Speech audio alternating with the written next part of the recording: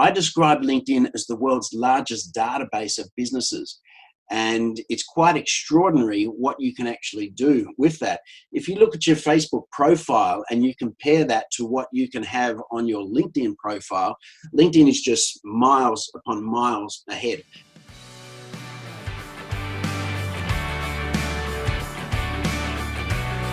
Welcome back to the Prospecting Show. Today we have Derick Mildred on the show. Thanks for coming by.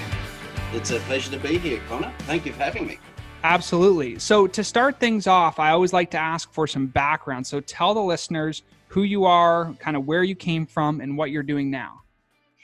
Okay, I'm the owner and director or founder of a business called Results Formula. And basically what we do is we show people how to improve their results online, namely with both Facebook and LinkedIn. In fact, we have a LinkedIn course that I took 2 years to build and in my spare time, and we're about to launch that. So very excited about it. And so for the listeners who are, they have a new business, a small business, they're kind of starting out, maybe they've been on LinkedIn for a while, where should they start? Where should they start their focus? How do they get on LinkedIn, and how do they kind of get their profile set up? Maybe give them some pointers there. Yeah, absolutely. Look, when LinkedIn is interesting when you first get started. The amazing thing about LinkedIn is there's basically three parts to it. There is the social media side, there is the profile side, and there's also the part of it which I describe as the world's largest database of businesses and their employees. And that, to me, that's exactly what it is. So obviously to get started with it, the first thing you want to do is get your profile set up, and you want to try and get your profile completed to the level where LinkedIn actually gives it a rating of all-star. Once you've got the profile set up, then have a look through the news feed at the content and just have a look around and see what type of content that people are actually posting, and start to interact with people's content, people's posts, etc. And you'll get a feel of how LinkedIn starts to work for you. Yeah. And so for the individuals who, again, have maybe been in business for a while, let's say 10, 20, 30 years, and they've kind of started to transition into this digital era. Maybe they have a brick and mortar store, or it's a mom and pop shop, and they're doing a lot of business to business type development. So they're going to start using LinkedIn. After they set up the profile, what do you think the next most important thing is for them to do so that they can start interacting with people who are in their network? What's the next step for them? Look, LinkedIn is great for B2B, business to business. And so to answer that question, I think the best thing for them to do is to get comfortable with the search facility. It allows you to narrow down your search. So if you're looking for the owners of a particular kind or a particular type of business, a type of niche that you prefer to work with, I would get comfortable with the search facility so that you can start to interact with their content. You can find these people, interact with their content, and then you can reach out and connect with them. And when you're reaching out to these people, or when your clients and things like that are reaching out to these people, what is a good approach? Is it value up front? Is it kind of having this generic, like, hey, I'm looking to grow my network? Well, what do you recommend at the highest level for somebody who's starting out and they're under 500, people on LinkedIn, and they're trying to grow up to that 500 number as quickly as possible? Okay. The key is targeted connections. Okay. It's very easy to build your connections and to connect with people on LinkedIn. You literally just send them a personalized connect request. Don't fall for the trap of just clicking on the connect button over and over again. Give people just a little bit of courtesy and send them a nice personalized connect request. You're allowed up to 300 characters to do that. Just say, I saw your profile, or I noticed your content. I noticed your post the other day, which I really liked. I thought I'd reach out and connect with you. But more importantly, try to connect with people within your target audience, your target market, your preferred niche, because it's important to build up your connections within that preferred niche instead of having a whole lot of connections who are not going to be of any use to you. And when you say that, for individuals who sell a service or a product to another business, how would they know what the right niche is for them? They might have a bunch of different kind of potential prospects or targets that they go after. Should they go to all those different markets, or should they focus on one specific market first? if there's one specific market that they prefer to work with, obviously go after that one first. But you can go after more than one market if you have more than one market that utilizes your products or your services. That's fine. Sure. And then contrasting LinkedIn content, putting out posts, putting out pictures, videos, whatever it is that they're doing, versus directly engaging with other people through the messaging section. Should they do both? Should they do one more than the other? What are your thoughts on that? I highly recommend posting content because when somebody interacts with your content and then you reply to them, it helps get that content out to a wider and wider audience. Okay. And so that's where you can literally see posts that get hundreds, even thousands of views with very quickly and very easily. And it becomes quite exciting when you do that. So what you can do is you can get your content out to a much wider audience than you normally would just by using the messaging part of the platform. The other point with content that I'd like to point out is the best thing to do with content is to try and add value to your audience. Don't sell whatever you do. Just try and provide some content that adds value, that helps them improve their daily lives, their business lives, their professional lives, etc. Yeah, and that's a good point too, because there's nothing worse than actually having somebody say, "Oh, buy my stuff now. Here's a post," and it's all sales driven. What you're talking about is kind of this content marketing, kind of creating value up front and showing people who you are. And then on the back side of that, if they're interested in interacting with you in a professional sense, they'll definitely have the opportunity to. Now, Absolutely. I was on a call with a friend of mine a couple of months ago, and she actually asked me the question. She said, "When should you sell on LinkedIn?" And my answer to that was never. And she paused for a minute and she said, "Well, how do I make money with it?" And I said, "It's really simple. Don't sell on LinkedIn, but you can take the conversation to the next level. That conversation to the next level, that can be a phone call, a Skype call, a Zoom call, or even a face-to-face meeting. It can also be an invite to a seminar, a webinar, an event of any kind. So all of those scenarios are actually taking the conversation off or away from LinkedIn." yeah, and that step is one of those steps that maybe seems daunting for people, but at the end of the day, the more you do it, both of us kind of know this. The more that you do that step, the easier it is. Now, for the individuals who maybe aren't as tech savvy, do you recommend using Zoom? Do you see a huge advantage to having a video chat, or you think a phone call is easy enough? What are your recommendations to make that soft transition? I personally prefer Zoom. I've got clients all over the world as a direct result of Zoom. So I'm a huge advocate for Zoom. The other thing that I like about it is it allows me to just send somebody a link. And I actually do that via the LinkedIn messaging inbox. And they literally just click on the link, and a minute or 2 minutes later, we're on a face-to-face Zoom call. We can literally see each other. We can share screens in a secure way that's of no risk to anybody. And it's a great way to do business. The other thing I like about Zoom as well, it's very easy to use. It's very user-friendly. It's much, much easier than Skype. And unfortunately, Skype might not like me saying that, but it is. So, yeah. Oh yeah, and the user interface is just super easy for people to conduct business, especially with what you're talking about, where you could be 10 hours time zone difference, no problem. Make an international phone call with Zoom, and you're really not, there's no long distance or anything like that. It makes it really easy, right? Yeah, absolutely. And it's free. And it's free. Yeah, that's the best part. So going back to LinkedIn here, where do you see people going through the social selling process? So they have a profile, they know their target audience, they've connected, and they've gotten up to 500 connections, and they're doing their content fairly regularly. Then what? The social selling, and it's leaning more and more in this direction on many different platforms, as well as LinkedIn, is all about establishing, building, and nurturing that relationship. So I mentioned earlier, it's about providing value.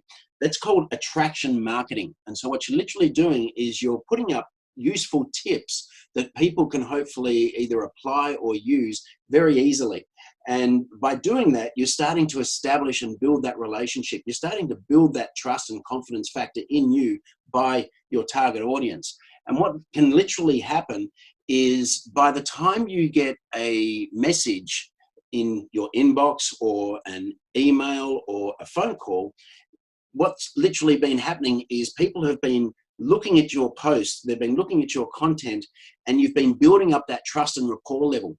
And so by the time you get that message from them, that inquiry, in many cases, their minds are usually made up that they're ready to go ahead with you, provided your price range is within their levels of expectations. Right. And that's an interesting component of doing the sales process, and the fact that a lot of people talk about price being an issue. And I think we both discussed this before, that really price and value really make up cost, right? At the end of the day, people say, I'm looking for the lowest priced option, but I think what they actually mean is looking for the lowest cost option, right? And if you create enough value up front, which is what you're talking about, through the content marketing or a meeting or whatever it is, then the price becomes less of an issue because there's more value in what you're doing. Is that the correct assessment? Absolutely. Post content that provides value, that helps your audience, and you'll start to establish, build, and nurture that relationship. Yeah. And for individuals who don't have enough information or enough training on LinkedIn, you have this new course. You got a couple different things you're doing here, but let's talk a little bit about the course itself and what it's geared towards. How does it help people? Like, who would be the right audience to utilize your course? The course is called Linked into More Business, and it literally shows people exactly, or teaches people exactly, how to set up their profile on LinkedIn, how to post the right content and what to post, but more importantly, how to search for people within their target audience, their target markets, how to connect with them the right way, how to build those relationships and turn those relationships into qualified leads. And would this course be suitable for people just starting on LinkedIn, people who are more established on LinkedIn, big businesses, small businesses, entrepreneurs? Who would be the best user of this? Everybody, literally everybody. Everybody who's looking to generate business with LinkedIn, the course is specifically designed for. It literally took me 2 years to build, and that's why, because when I set out to build this course, I wrote down a list, and the title of that list is, what would I want in the world's best LinkedIn course? And I just started writing down everything that I personally would want in that kind of course. And that list became my things to do list. And so then I set about actually building it. Yeah, and that's really a good way to build out a course, right? Because at the end of the day, there's a lot of people who have different resources that exist online, but it's more about what's the actual important thing that people need to learn, and how do I put that into a course? Just like at a university or college level, there's lots of stuff you could learn, but the stuff that's really important is ideally the stuff that they're going to teach. Absolutely. Absolutely. So to switch gears just a little bit here, we talked in the past, you and I have talked about Facebook versus LinkedIn. And I know a lot of people look at some of these social platforms, TikTok, Instagram, Facebook, LinkedIn, things like that. And not everybody understands the clear delineation between how to use each platform. So maybe break down in your mind the difference between Facebook, Instagram, and LinkedIn, and how they should use those as a business separately. Instagram is great. I personally prefer Facebook and LinkedIn. Facebook is great for B2C, or business to consumer. LinkedIn is great for business to business. Facebook, on one hand, its targetability from its advertising platform is the best in the world. There's no doubt about that. And I have a course for LinkedIn and Facebook combined for specific niches, which is actually for people in the real estate and finance industries. LinkedIn, on the other hand, as I mentioned earlier, it's great for business to business. I describe LinkedIn as the world's largest database of businesses. And it's quite extraordinary what you can actually do with that. If you look at your Facebook profile and you compare that to what you can have on your LinkedIn profile, LinkedIn is just miles upon miles ahead, and especially the way that it's laid out, and what you can do with that, the functionality of it all. So both of them have their applications. Both of them are fantastic platforms. They're very different to use. The similarities would be you can share, you can post on both platforms the same content, that's okay. But yeah, in actually using the platforms, they do have their different uses. I use LinkedIn for B2B, I use Facebook for B2C. Yeah, and that's a really clean delineation there between the consumer markets and the business markets. If we flip back though and look at Facebook as a whole and LinkedIn as a whole, do you think that most business owners should use both platforms, or should they pick the platform that is more geared towards their business and try and double down there? What's your thought on kind of divide and conquer versus kind of go deep and narrow in one specific area? That's a very good question, and thank you for asking me that. My background before I started building these courses was in websites and SEO, and I was doing websites and SEO for about 6 years, and I used to guarantee to get people onto page one on Google, and I happily delivered on that for every one of my clients. One of the things that I noticed a couple of years ago online was the way online was heading, and pardon me. What I'm referring to there is I asked a lot of questions of a lot of clients and a lot of people that I was doing business with, and I came to the conclusion that there's a thing called online profiling or congruency of message. And what it literally means is when somebody goes to your website, that's when they want to know about the business and the types of products or services that that particular business provides. When that same person wants to know about the people behind that business, the people who own, manage, or run that business, they're going to have a look at them on LinkedIn, okay? When that same person wants to know how that business interacts with its clients or customers, they're going to look at them on Facebook, okay? So the branding and the message across all three of those platforms needs to be consistent. And ultimately, if people see anything that creates any kind of doubts, any kind of negativity or skepticism, even lack of consistency in message, then they haven't got time to sort it out themselves. They literally just click their mouse and go elsewhere. So the beautiful part is once you get the message consistent across those three platforms, you're actually miles ahead of many of your competitors because a lot of people aren't aware of this as yet. Yeah, and that's a good point, because if you run a quick, maybe this would be a good strategy or a good kind of exercise for the listeners. If you go out to Google and just throw your name in the search bar there, you're going to find a bunch of returned, results that are there. In my experience and with some of our clients, the very first thing, or one of the very first things, is going to be LinkedIn, because it seems to be indexed, that and Facebook seem to be indexed a lot better than personal websites, meaning that if I search for my name in Google, it's probably going to pull my LinkedIn profile before it pulls the company website up. And I think that's really important for people to understand, because although you can do some great SEO on your site and get to the top for some specific keywords, in terms of a personal brand in the professional space, LinkedIn is probably going to be the best kind of output. Would you agree with that? Absolutely. And one of the things that people do, I mean, these days we live in an information age in an international world where you can literally have clients from overseas that you've never met before, clients that you can do literally thousands upon thousands of dollars worth of business with. And one of the things that they're going to do when they check you out is they're going to Google your name. And that's where your LinkedIn comes in handy. Yeah, absolutely. And for the individuals who are new and like kind of going back to what we were talking about before, where they're setting up a profile, they're trying to get to 500 connections and they're doing all that, do you recommend that they learn how to do all this LinkedIn stuff on their own? Or should they still focus on the selling in their business? If maybe they're a small business, they're a CEO of a small business and they're trying to grow their business, should they outsource their LinkedIn content production and all the interaction and sales and kind of prospecting through there? Or should they do it themselves? What would you recommend? I think it's a good idea to crawl before you walk. So I think it's a good idea to do it yourself so that you've got a good understanding initially of what's involved and how it works. And then if you want to crank up your results, look at maybe outsourcing it, getting somebody to manage that for you, if you can afford to do that. But certainly when you do it yourself, you do learn a lot. It's not that hard. But it does take a little bit of effort. Yeah, and that's the interesting part too about some of these social content marketing strategies, in that people look at it and say, oh, there's a lot of time that goes into it. You could spend 1, 2, 3 hours a day for sure on LinkedIn if you wanted to kind of find new business opportunities and new connections.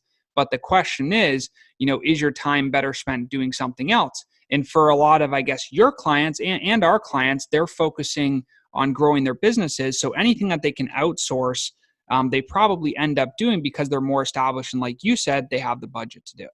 Yeah. Yeah. If they're more established and they want to crank up those results, absolutely. Yeah.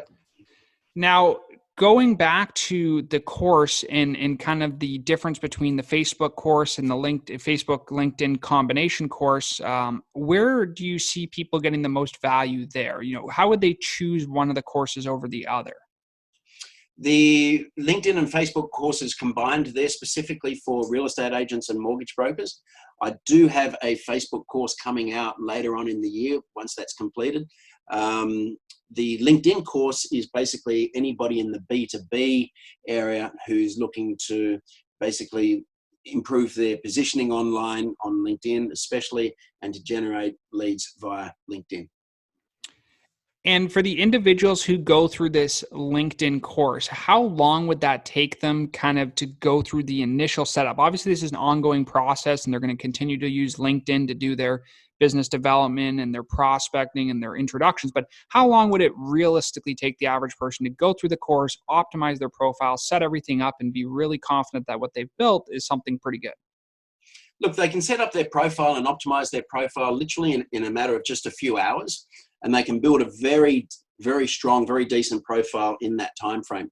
The course also has a lot of resources within it.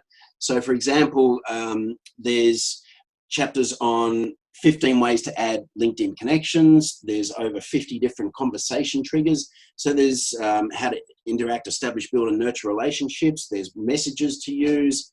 So the course is very comprehensive.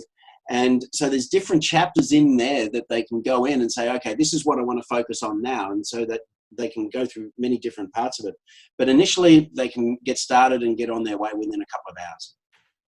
Yeah, and that's a pretty quick turnaround time when you look at some of the other options like making a Facebook page or setting up a Facebook profile. Because it's more personalized in that consumer space, they might not be able to put all the information that they can put in LinkedIn. And the other thing I think that's really cool about LinkedIn is the past work history, because of the way the algorithm's kind of spitting out data, past work history and employers and things like that can help you build a network faster because you may have worked with some of these people in the past. Yeah, LinkedIn gives you recommended connections, recommended people that you should connect with. And that can be based on people that you've worked with previously, even people you went to school with or college with, as well as other people that might be of interest to you, friends of friends that you're already connected to, for example.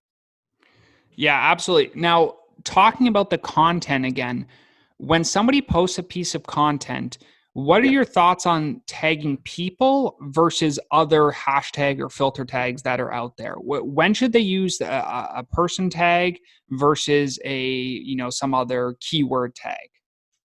Okay. Let me explain the difference between the two as I see it. Keyword tags, or hashtags as they're referred to, they're a great way to file or sort your content under a particular search term. Okay. And in many cases, those hashtags that you may be using, they can have a large number of followers. On the other hand, with hashtags, you can also register your own hashtags. There's a company out there called Twubs, that's TWUBS.com. And I think they charge about $9 or $10 to register your own hashtag. So you can actually do that and start putting that on your posts. Now, with regards to tagging people is a great strategy. I personally use it, but there's a trick to it. And that trick is all based on common courtesy and interacting with other people's content several times before you tag them in your post. Okay, and that's the key. That is a very specific set of instructions. But for the individuals who are trying to get into this content marketing, I guess there's really a algorithm or a set of rules and guidelines that they should follow in the content space before they actually really scale. Is that kind of what you're saying? There's a framework that they should really follow? Yeah, absolutely. So if you're working with a particular target audience or a niche, a target market that you like to work with, what I'd actually recommend is you search for their content, and you can do that on LinkedIn. You can search for the content of your target audience, and you can find content that's been posted in the last 24 hours or the last 7 days, I think it is. And so you can interact with that content. And once you started to get some interaction coming back your way, some people who are appreciating your comments, then those are the people who you would then start to tag in your next posts. Gotcha. And that's going to probably multiply the network faster than just arbitrarily picking people that you could connect with, right? Because they're already in your market potentially. They're using some of those hashtags, those keywords, and then you go through the tagging process. That's exactly what happens. Yeah, that makes a lot of sense. So to wrap back around to the actual course and what you're doing as a service, maybe give the listeners a little bit of background on what it is that you actually do beyond the course so that they can have an understanding of when they could use your service and how they could work with you. Okay, the course itself is an online course, but as part of the course, we also have a Facebook community, a private Facebook group that we invite them to join. And we also strongly recommend that they either become part of or set up their own mastermind with like-minded people that are going to help them along this journey, that are going to maintain their trust, importantly, and ideally keep them on track towards achieving the outcomes that they're looking for.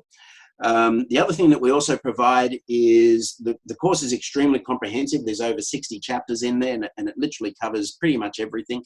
But the other thing that we also provide is in-house coaching and training for companies that want us to go in there and coach their teams, and as well as a done-for-you service as well, where we have people turn around to us and say, "Can you do this for me?" And we say, "Yeah, sure, let's talk further." Sure. And could you give some links or URLs or some contact information for people to be able to reach out to you? Yeah, they can reach out to me via my LinkedIn profile, or they can go to results-formula.com. Awesome. Well, I really appreciate you being on the Prospecting Show. Thanks for coming by. And I really appreciate you kind of delving into LinkedIn and kind of telling the listeners here how they can optimize. And hopefully a few people will check you out and come your way. Sounds great, Connor. Thank you very much for having me. It's been a pleasure.